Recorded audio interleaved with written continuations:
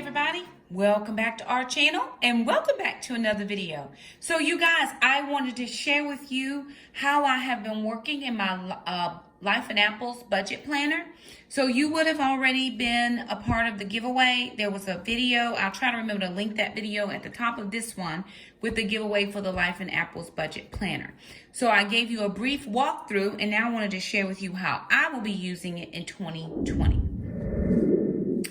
So I'm going to open this up. This is the budget planner and just share with you how I've been working in this. And I have been working in this already. So the first thing I did was my goals. Now I have not done my vision board just yet. I haven't done that yet. But I have done my goals. And I'm actually worked on this December 26, 2019. Probably by the time you'll see this video, I will have the vision board already complete. Jackson is still sick, so if you hear anything in the background, it's Jackson. So my goals for 2020, I have 5 big goals. The first thing I want to do is account for 100% of my income, and I plan to use that by using the MYMT budget sheet as well as using the savings sheet from Curly Creates on Etsy, and that will be in the description box below if you're interested in going to her Etsy shop and looking at her budget sheet. I think she also has some other products on Etsy if you want to, go over there and look. I don't make any kickbacks from sharing her Etsy shop. I just think it's good to help people if I can. The next thing I want to do is use cash, no swiping, and some sub goals is to have enough cash envelopes with all the cash I need, and then to get my cash out at the beginning of the month. I am thinking hard about getting cash out for gas so that I'm not doing any swiping for the month. So I haven't decided on that 100%, but I am carefully considering using cash for gas instead of swiping. To save between 5 and 10% of my income. So that's save a little bit every week to make up the $400 I need to save, basically putting $100 per week into savings. Begin my sinking funds using my YouTube income. And so write down each sinking fund category and then assign money to each category. And the last thing that I want to be able to do is pay for special teams using cash. This is the kids' taekwondo, and then I have to budget for each specific event and then make sure that I can cash flow any of their special teams, events, clothing, or travel, or anything that we have going on with special teams. So after my goals, I actually go into the month where I've done my month view, and it says it's never too late to be what you might have been. That was a quote from George Eliot. Remember, this was the undated, so I did have to go in and put my dates in with no problem. All I did was put in January 2020. My focus this month is to save $600, $200 for the kids in their accounts and $400 into my baby step number 3. So what I did was I went in and I dated everything. I put in, this is a December paycheck because we actually got paid December the 19th, but I have not used any of my December income because that's for my January bills. So I just put here December 31st, which is when I will start working on assigning bills or paying bills. What else I did here was I just went ahead and looked on my Excel spreadsheet and I wrote down the dollar amounts of the things that need to be paid by which date. Now, I don't usually use pay dates. I just go ahead and pay everything on the first of the month. But I just wanted to make sure that I assign those pay dates just in case I needed to have some things go a little bit longer. So on the first of the month, I've already put in my mortgage, my internet, the pest control, taekwondo, and my tithe. We have a meal that we're doing for a family, so I need to allocate those funds. I know that my water bill and my utility bill are due on the 10th. My cell phone bill is due by the 11th. Healthways is due by the 15th. 116, I'm trying to remember what this was for.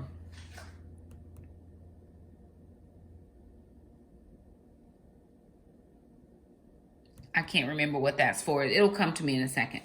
But Taekwondo needs to be paid by the 24th for their tournament. This is for the kids' tournament. And then here on the 31st, I have to have my homeowners association fee paid in full by the 31st. But I get paid again. And then I also put here that I'm going to possibly get a bonus because I'm not real sure if my bonus will follow over from last year because I took the new job. I should have some bonus money coming. It won't be a lot, but it will be some. And if it's coming in my January paycheck.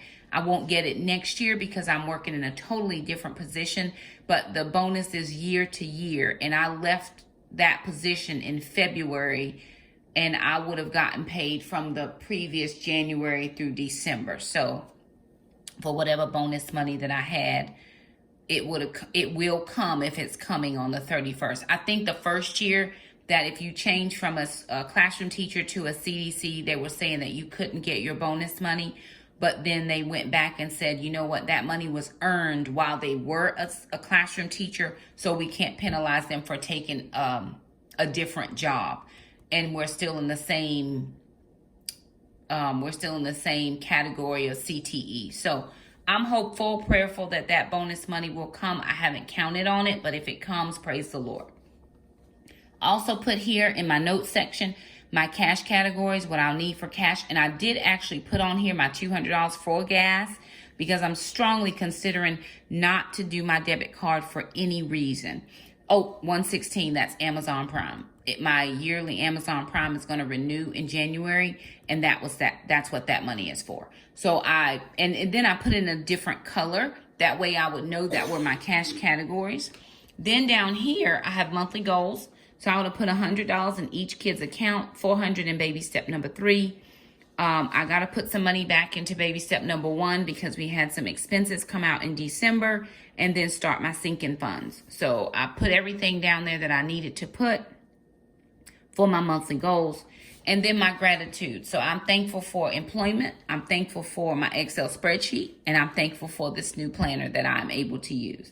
So that is what I put in as far as January. Then I'm going to flip over. So here's my monthly overview. So again, my focus is what I'm going to be focusing on.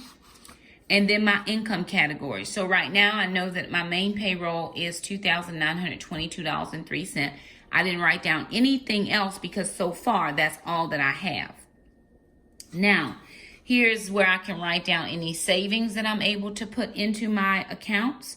And then on this side, I have my monthly budget, which I just went to my Excel spreadsheet and wrote things down for my budgeted column. I will fill in the actuals, and then I want to know what my differences are here. So I'll make sure to do those actual additions or subtractions. I know that for the month, I need to have $3,934.45, which is very short of my $2,922. Now, again, my HOA is not due until the 31st of January. So if I waited to pay that, and it would pop into my February budget. So I put it in January just in case. And then Amazon Prime, I'm getting that gifted again to me this year. So I just put it in, but technically I won't be paying that because that's going to be a gift. And then the tournament is in February. I can pay for it in February. I get a discount if I pay for it in January. So I'm hopeful. I can always shave from my grocery budget. We are doing the January low spend. I'm going to pull out $10 from Gracie's money for her sinking funds for her vaccines because her food costs about $28 and some change. That always leaves a little bit left. And so I'm just going to fund her sinking fund by taking that extra $10 and starting to sink that. If for some reason I don't make my savings goal, it's no problem. I can always save less, but I do want to include it so that I do have a goal to push for. Then I have my expense trackers. That's a 2-page expense tracker, and I will use different colored pens to track different categories. Food will be something, gas will be a different color, bills will be a different color. And then at the end of the month, I will go back and do my monthly summary. This is the part that I always forget or I never usually get to do. So I can actually go ahead and put in my opening balance right now. and then my income, and then I'll come back and fill in my expenses, savings, and then what my closing balance is. So that was like the first month going through. Then I was able to come to the back and fill in some sections in my trackers. So here I have my events and special project tracker, my savings tracker, my debt tracker, my bill tracker. So here I am doing a ladies retreat February 28th through March the 1st. And I need to have about $600. That's a gross overstatement of what I need. I need about $300. That is to include my room for 2 nights and any food that I want to bring for the ladies. Everybody coming to the retreat is paying for their own accommodations. There's no ticket price to come to the retreat or anything. It's just pay your own accommodations, and then we'll meet in a centralized location for 3 days. Friday night will be a meet and greet. Saturday will be a all-day teachings, and then Sunday we will have a Sunday fellowship together before everybody leaves to go back to their place. So I'm not making any money on the retreat because there's no event price or anything, but I want to make sure that I have enough to pay for my room and I want to provide a few snacks and things for the ladies as they come. Then I have 3 more of those events and special project places that I can put stuff in. And I already know the kids are going to 2 major tournaments. So that will be tournament number 1 in Florida, tournament number 2 in Georgia, and then anything else that they would have as far as tournaments for Taekwondo. Then I'm going to move over, and I've already filled out my savings tracker as far as what I'm going to be accounting for. So I have baby step number 3. I want to save $4,800 by December the 31st, 2020. For ministry, I want to save $1,000. I forgot to write that in for travel. When I go and preach at different churches, they will give me a love offering. I don't charge an honorarium. The word of God is free. But I do want to have enough money in this account so that I can take care of travel expenses, because I have to travel usually when I go places. And I want to be able to buy a nice robe or something, anything that I need ministry-wise, I want to be able to save for it. Then the next 2 places that I did was I put in for Jackson and Alana for their savings account. I want to save $1,200 each by December 31st, 2020 for them just in their personal savings account. My plan or goal is that by the time Alana turns 18, she'll have a nice healthy amount in her savings account. And by the time Jackson turns 18, he'll have almost twice as much, because I will have saved for him twice as long. See, we weren't even on this page without doing the Dave Ramsey baby steps, because if I turn to the next page, which is the debt tracker, right now I have no debts. So I'm not even filling out this section. I'm leaving it there because something may pop up that I'm not aware of, but I don't have any debts to pay. So anything that was going into debt snowball, I can now funnel into those savings areas. And then I went ahead and put my bill tracker, because I want to know consistently what my bills are over the year. So I want to be able to see what they are for the year and how much I will have paid for every single thing. And then the last thing in here is just just thanking us for using the planner. And again, this is not a sponsored video. I did get no kickbacks from this, but I will leave a link where you can subscribe to their newsletter. And then if you want to purchase the planner, I'm sure from that link you can get to wherever you need to get to make a purchase. Again, I get nothing back from this. I'm just excited to be able to share the products and to use them. They did send me one to use, and then they sent one to give away. And then I have my dot grid pages, and I haven't filled them in yet, but this is where I'm going to put in my sinking funds. So I will put in, and there's enough pages that I can have 12 months worth of sinking funds. So I'm going to put all my sinking funds for January, and then I will track how much I've been able to put in those funds. And then I will go over to February, and then I will just add into what I've already saved per category. And I do want to get all of my sinking funds. So I think I'm going to have to divide this page in half and just put all my sinking funds on each page. So that is how I am using this budget planner. I'm really excited to be using this. I'm excited to see what the year brings and see how much we can meet our goals. I do know that things come up, and that's perfectly fine. It's why you have your emergency fund. It's why you know, I thought I was going to have to buy a new washing machine. We smelled something in the laundry room, and I was like, oh my gosh, what is that? That shouldn't be smelling like that, but it was nothing. And then I just thought I was going to have to buy a new dishwasher, because the dishwasher is not acting right. But we cleaned it out. I ran a couple cleaning cycles. We took out the parts and we washed everything down, and prayerfully we got that situated and squared away.